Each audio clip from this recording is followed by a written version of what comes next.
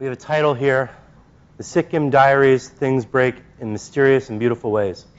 This is one option. I wanted to maybe offer you something a little bit out of the box also, which is a free-form talk entitled Everything is Fine, about how everything is constantly on fire. So I'm going to use the good old-fashioned applausometer. How many people want to hear the Sikkim Diaries? That's no applause. How many people want to hear Everything is Fine?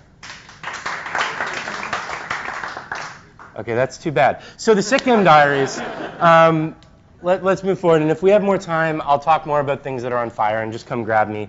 There's some fun stuff that's on fire right now. I throw this in front of every single one of my talks. So if you've seen me talk before, you've seen this. If you haven't, you're about to. I turn around, I put my back to the audience, I look at the cat, and I just kind of do this. And then some people start laughing, and then I feel calmer, I feel better, and I'm ready to talk. I highly advise if any of you end up on stage, do something like this. Like, come up with some sort of weird ritual that just like calms you and makes you forget that you're in front of a whole bunch of people, and those people are judging you, and you're going to mess up. And then you can just like chill out and think about Psychedelic Kitty. But so my name's Miles. I work at a company called Google. I'm a developer advocate. I'm focused on the Node.js ecosystem running on GCP. That's a mouthful. The short way you could say my job is I'm a DA for Node on GCP, but if I just said that, no one would know what I mean. But one thing that's always important to mention, and if you give talks and you work for a company, always throw in that slide, always throw in that little bottom line, these opinions are my own and not my company's. It just saves you. It's like putting it on Twitter. You can say whatever you want. Well, not whatever you want. Like, just, don't be a jerk. But we start with my diary with an entry, Dear Diary. Today we broke NPM. This one's great. I believe it's a vodka factory. I just love that it's all these packages, right? So it kind of suits. But so it turns out that Node deprecated an API in 2010 and then just forgot to deprecate it. It was deprecated only in the docs. And this was a really unused interface on fs.read that was a string interface. It's not supported. It's not documented.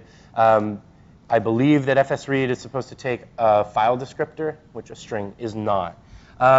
So we decided to go ahead and do the appropriate thing, which was to deprecate it. And you can see at the top here, we required internal util print deprecation message. Is a great new API that we introduced, I believe, in v5 or v6. We have some internals now on Node. These internals are internals that we can use as a project, but we don't expose unless you run with a special flag called expose internals. The reason we do this is because there's quite a few internals in Node, like linked list, for example, that should be going away soon, that people have used, and we don't want to have a support contract on this. So when you're thinking about APIs, things that people are consuming, you want to make sure that the APIs that you're offering and the APIs that people are using are ones that you actually want to support. As Jan was talking with semantic versioning is all based around the APIs and the contracts of those APIs. And this contract is really important. So if people start relying on APIs that you don't want to support, you can find yourself in a really weird situation when you want to change them. And so the print deprecation message internal API is really awesome. It allows us to simply print a deprecation message, and then that hooks into an internal stuff we have in Node that allows a whole bunch of flags to work, like ignore deprecated messages, or throw on deprecated messages, or print stack trace on deprecated messages. These are all really great flags. I believe we're introduced, most of them, by James, who's over there, who will be talking later. These are really great. So if you ever have these deprecation messages and you have no idea which module in your stack is doing it, you can trace deprecate, and it will give you a full stack trace, and you can kind of figure out where those things are coming from. And this is how we do it internally. So the change landed. We didn't really think much about it. Like, why should we worry about throwing in a deprecation message? It turned out it broke NPM on master. So this is a message from me. This commit is broken NPM and master. To reproduce, simply try to run npm install. Thankfully, and I know what you all are thinking, no, this did not break npm substack, npm visnup, npm xmas. Those were all completely unaffected. But so this was an interesting thing. We were trying to figure out why it happened, and it turned out that it was due to the way in which graceful FS works. Can I just see a raise of hands how many people know what Graceful FS is? So Graceful FS is a part of your stack that you are all using probably quite a bit, but you have no reason to know. Node's FS module itself does a few things which are not necessarily as graceful as they could be or throw in certain ways that may not be wanted. And Graceful FS, which is a module written by Isaacs, is a wrapper around Node's FS module, which makes the behavior more to how, I guess Isaac would like it to behave, but also the way in which quite a few people in the ecosystem would like it to behave. So if you use NPM every time you do any file system operation with NPM, it's using Graceful FS. If you use Gulp, Gulp under the hood is using Vinyl FS, and Vinyl FS under the hood is also using Graceful FS. So what Graceful FS was doing at the time that we did this change is it was using an undocumented internal Node API to grab the source code of the FS module. It was spinning up a new context with the VM module, injecting that code to be executed inside of that VM module, monkey patching that version of the FS module, replacing the reference inside of Node core itself to use the new monkey patched version of the FS module while leaving the original version of the FS module intact. And so what this allows you to do is have a monkey patched version of FS, which is more graceful in your own application, but not trump the version of FS that's going to be used by other applications further down in the stack. The problem was internal. At the time that Graceful FS was written and when this logic was created, there was nothing that was relying on internal. So now when it was trying to execute that script inside of the VM, it was just exploding and basically saying internal / FS cannot be found. So we did a really nice short-term solution, which was to just copy all of the stuff from internal util and place it directly into FS. And now we were no longer requiring internal util. As you can see, we removed there, and everything worked. How are we supposed to know that a single deprecation warning would break the world? Canary in the gold mine. It is what saved the day. Canary in the gold mine, which is built on top of NPM, and we're going to talk about a bit in a second, is a smoke testing utility that broke the second that this landed on master. So for what this is worth, had we not been running these smoke tests, it is possible, I would hope unlikely because we do manual testing, but if we had skipped some of the manual testing phases that we do in our release process, it is possible that we could have released a version of Node with a completely botched version of NPM and basically breaking, as we'll see later, about 50% of the ecosystem, which is not what we want to do. So what exactly is Canary in the gold mine? The acronym stands for Canary in the gold mine. You may be thinking, hey, you've made a mistake. The expression is Canary in the coal mine. We've had a few issues actually open to inform us about the mistake in which we've made in naming our module. If you're curious as to why we've made such a decision, you can ask James, who is over there, who made this decision. And I believe his answer, there's two. It's one, that it sounds good, and two, that all the modules are gold. So they're not coal. It's silly. It's just kind of like a fun, silly thing, and we're stuck with it. So it's a smoke testing utility that we use in the Node.js project to make sure that Node doesn't break your code and that the ecosystem remains healthy. So what it does is Canary in the gold mine will go and it will grab the source code of a named module. It will run npm install. It will run npm test, and then it will report the results of that. So we run Canary in the gold mine in CI, building a specific SHA in the node tree. This could be a tag. This could be a branch like master or v6 staging.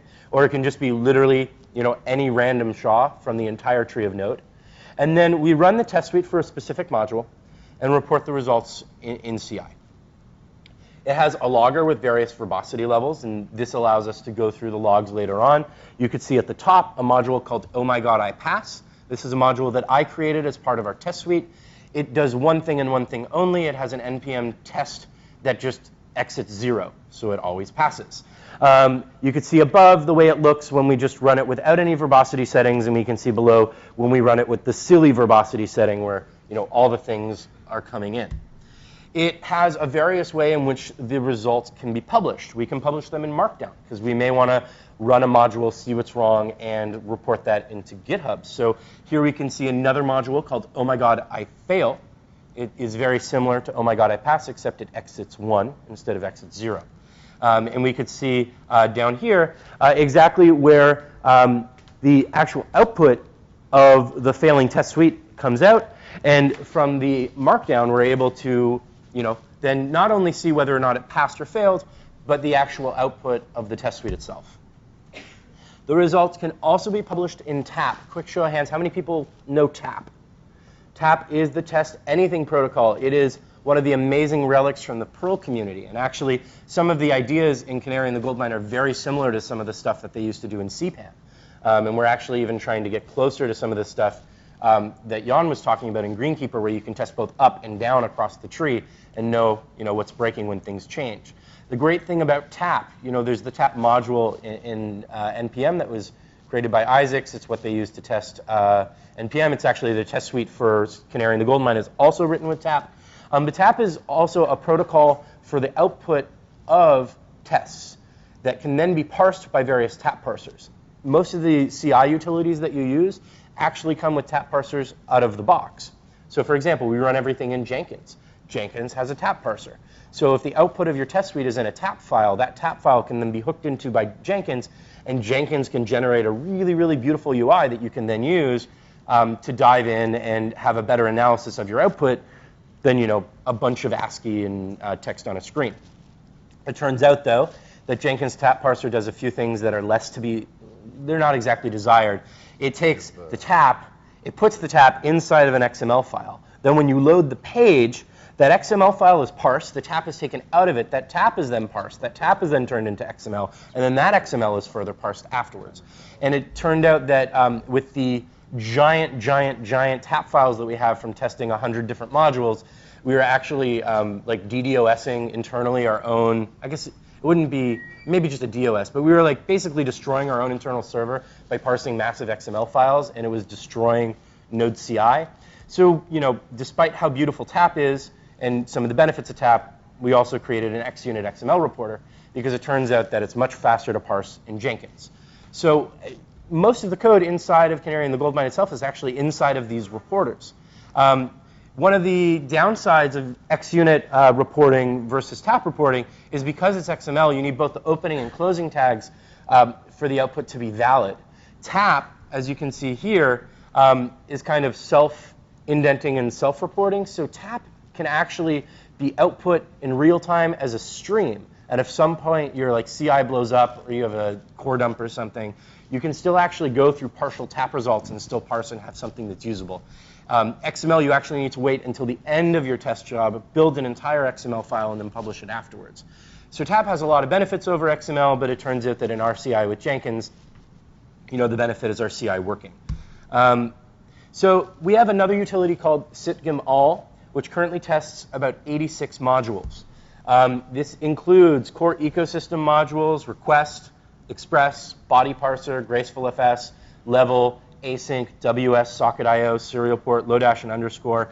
And I promise you that it is not on purpose that Q and Bluebird are cut off. I like promises. We have modules for streams, including readable stream, through to, split to, duplexer to, BL, which if you do any stuff with buffers, BL is a super awesome module. It allows you to take all of your buffers and append a large buffer and then call to string on that at the end. We end up doing this a lot inside of Canary and the Goldmine's internals because we wrap a lot of NPM stuff in child processes. We take the output of those child processes coming from the STD out to actually report the results of the test suite.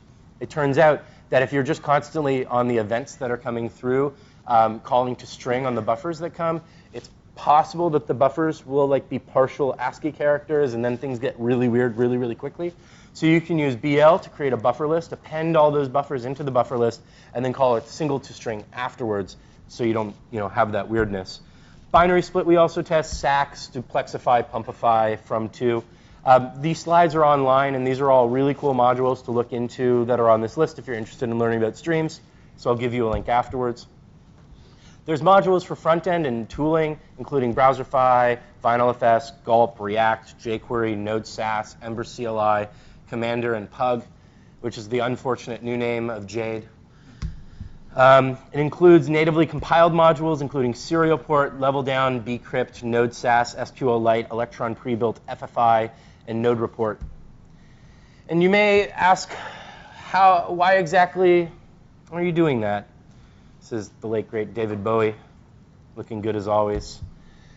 Every test in the Node.js ecosystem is an integration test for core. By running ecosystem tests against a specific version of Node, we can find out what's going to break before it breaks. So if you think about this, similar to what Jan was saying about a contract, we release things using semantic versioning. If we release something that is not a semver major, the contract for the API should not change. Based on that premise, there is no time where a non-semver major change of Node should break any test suite in the NPM ecosystem. It just should work. So, with that being considered, any test suite that breaks on a version of Node that is not a semver major is a huge warning flag to us that either A, they've broken something, or B, that we have changed something in our API that we do not have test coverage for. Now, we do have a code coverage suite now. Anna, who is over there, did a lot of the amazing work on that. But as many of you probably know by now, code coverage is really, really nice to keep you feeling safe at night. It's like a lock on a door. But that doesn't actually provide true safety. You never really know. Just because you're running through some code paths does not mean that you're using all the ways those code paths can work. So we run sitcom in CI for all semver major changes and releases. If it doesn't pass, the changes don't land. It's that simple. Now, I mean, maybe it isn't that simple because sometimes there's flaky tests within test suites and those we pass on, or there's things that are broken downstream. But in general, if a semver major change that we have is breaking a lot of stuff in the ecosystem, we're not going to land it until we've actually gone out to all those other module authors and made sure that their packages are not breaking. And so that's the wrong CI. So we can go and look at the Node.js CI really quickly here, and we can go and take a look at Canary and the goldmine, and we can look at the smoker. So this is the result of a past run. I looked at it the other day, and it made me quite nervous because, this is on 8. This is a great example. 8 is coming out, and this is semver major, and these are the results from the latest version of 8. And James ran this 2 days and 11 hours ago. It took 9 hours and 48 minutes. Well, we'll have to look into that. But so now, because we had everything published in the XML reporter, we can go through and we can actually see all this awesome data. So Canary and the goldmine doesn't actually just run in CI on one platform. It runs on every single platform that we actually publish Node to. So we can dig in here. We could see the 27 modules failed. Of those 27 modules, 2 of them failed on Ubuntu. One of them that failed on Ubuntu is readable stream. I don't think a readable stream should be failing on Ubuntu. That's going to make people have a bad day. So we could see that the module test failed. We could see that it failed by Canary and the goldmine failing. And we can actually see the outputs here. And this is a great example of a false positive. It's saying no such file or directory, home iOS temp. Because it turns out on Ubuntu 16.04, we've been having troubles in CI where the temp directory is vanishing sometimes. So this is our own infra problem, so that's one that we can pass on. So if we scroll down, though, and we take a look at something like SPDY here on PowerPC LE Ubuntu 14.04, which is a very, very specific edge case, we can see all of these different errors that are coming in from not having emit properties, from so this is all things not having emit properties on null on the HTTP server. So this is a really weird edge case. What's actually particularly interesting about this, and we start uncovering, is that it's actually possible to have edge cases for specific architectures and specific platforms.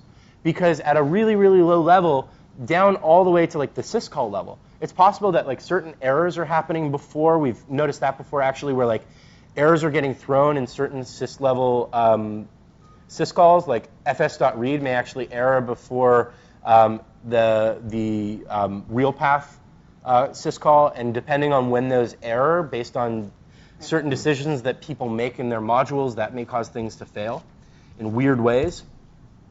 This is fine. Everything is fine. So how does this work? This is from the amazing Pee-wee's Big Adventure. If you haven't seen that movie, I highly advise it. It's fantastic. But so how do we do it? We do a lot of wrapping. NPM view.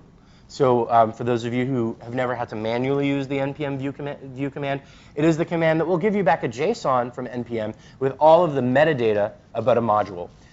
What GitHub repo it's from, what current version they're on, who the authors are. And from this data, we're able to figure out where on GitHub to go and grab the source tarball and how to grab it. So npm view, we wrap that. And puppies don't stop. npm pack, this is again something that's part of the npm install lifecycle that people don't usually use. But if you type npm pack in any module name or any Git repo or a number of other paths that it can take, it will give you back the tarball for that module. So npm pack, we wrap that. It's cute. npm install, I think that one goes without saying. We wrap that. In fact, we bubble wrap that. And npm test, yeah, we wrap that. This one's called the Paparito. It has all the ahs. I'm not sure if it actually was Cosmoth the Dash Hound on Twitter who did this, but whoever it was, they're amazing. So you may be asking, why would you use so many child processes? Because for each one of these things that we're wrapping it in a child process and just parsing the output of std out. Why would we ever consider doing that? It's because npm already does all this stuff. And it turns out that npm's internals are actually not a stable API. They make no claims about the contract of the npm API. This is actually a really great thing to think about, because a lot of us think that when we're publishing modules or publishing stuff, there's some sort of API that we're like bound to. What we're bound to is the contract. npm has made it extremely clear from day one that that isn't the contract. The contract is their CLI. And I think we can all be pretty sure that CLI is not going to change anytime soon. So by wrapping the CLI in child processes rather than directly using their API, we can be guaranteed that Canary in the gold mine is not going to all of a sudden break on us one day.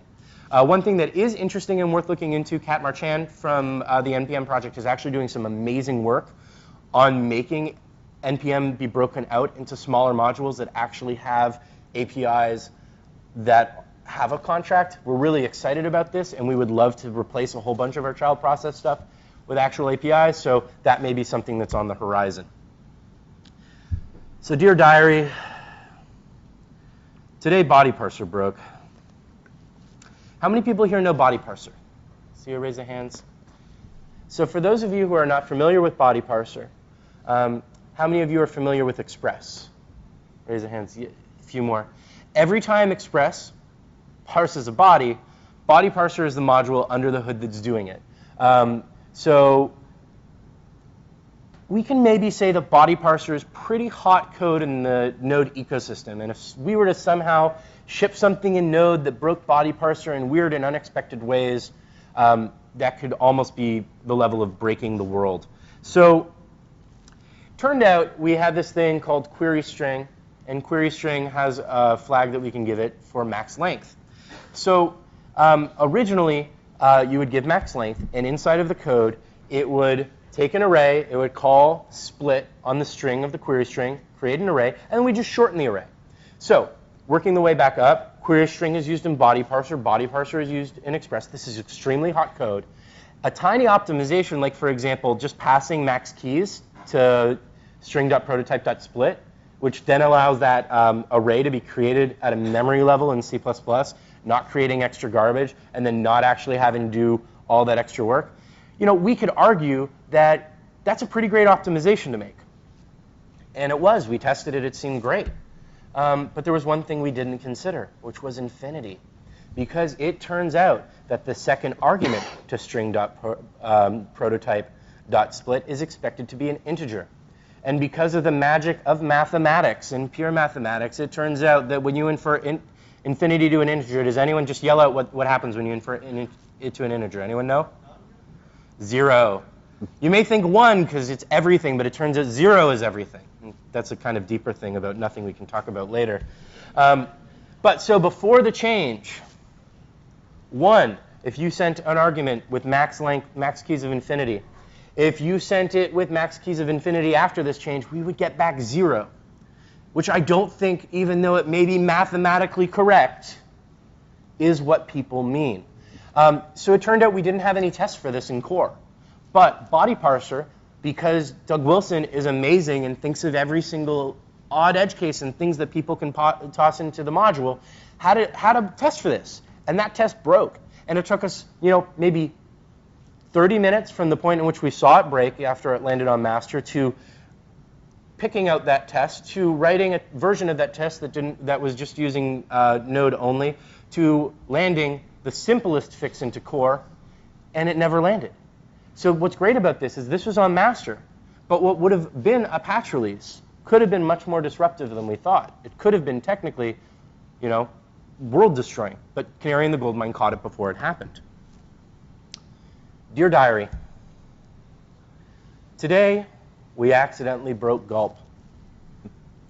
So remember that hack in FS that we were talking about earlier? Well, it turns out we didn't like that hack, and we wanted to get rid of it.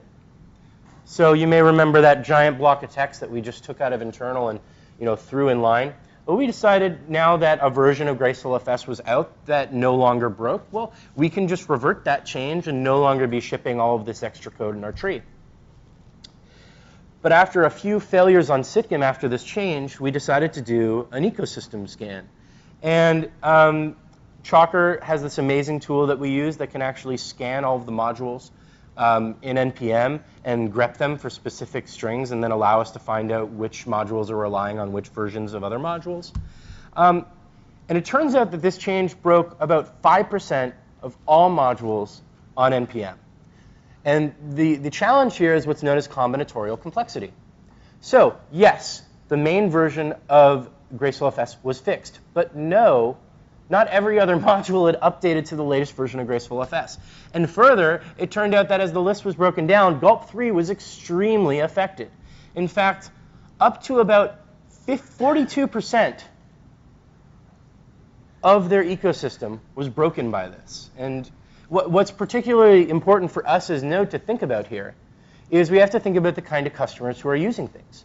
Gulp is not just used in people who are writing Node and now know how to debug Node. Gulp is used in all sorts of stacks, including Ruby stacks and PHP stacks, Go stacks. People are using it all over the place. So if we break something like this, people are not going to necessarily know how to properly debug this or even know why it's breaking. They're just going to have a bad experience and be like, oh, screw that Gulp thing, screw that Node thing, and that's not what we want. So to avoid breaking the world, I did what we dubbed a little reggae. It was my phone auto-corrected regex to reggae in an email, and so now that's what I call regular expressions. And so I wrote a little regular expression inside of Graceful FS that would actually be able to tell whether or not it was running in a version that didn't include includes, and then it was kind of just taking that extra inline stuff but running it into Graceful FS instead of having it in our source code. And at this point, Isaacs was just so frustrated with everything breaking, he just landed it and was like, okay, whatever, and then we backported that. Turned out that didn't work either. We almost gave up, and we actually almost got to the point where we said, okay, well, I guess we're just locked, and we won't ever be able to use internals in FS because of how deep in the ecosystem Graceful FS is. But Isaacs came up with a really elegant solution, which was another module that allowed us to fix it. That module is called natives. Never use it. Never, ever, ever, ever, ever, ever use it. The README explains exactly why you should never, ever use it. It essentially monkey patches core to be able to get the scripts for internals to inline those in real time when you're monkey patching particular things. It has an API that essentially allows you to grab the source code of parts with internals hooked in. Don't do this. Don't ever do this. Don't ever use this, please. Remember this. Everything is fine thing. It's not fine. It's not fine. Don't use it. So Dear Diary, even though we broke lots of stuff, most people didn't even notice. And that's a reason to celebrate. Thank you all. This is Jean-Luc Picard playing a flute.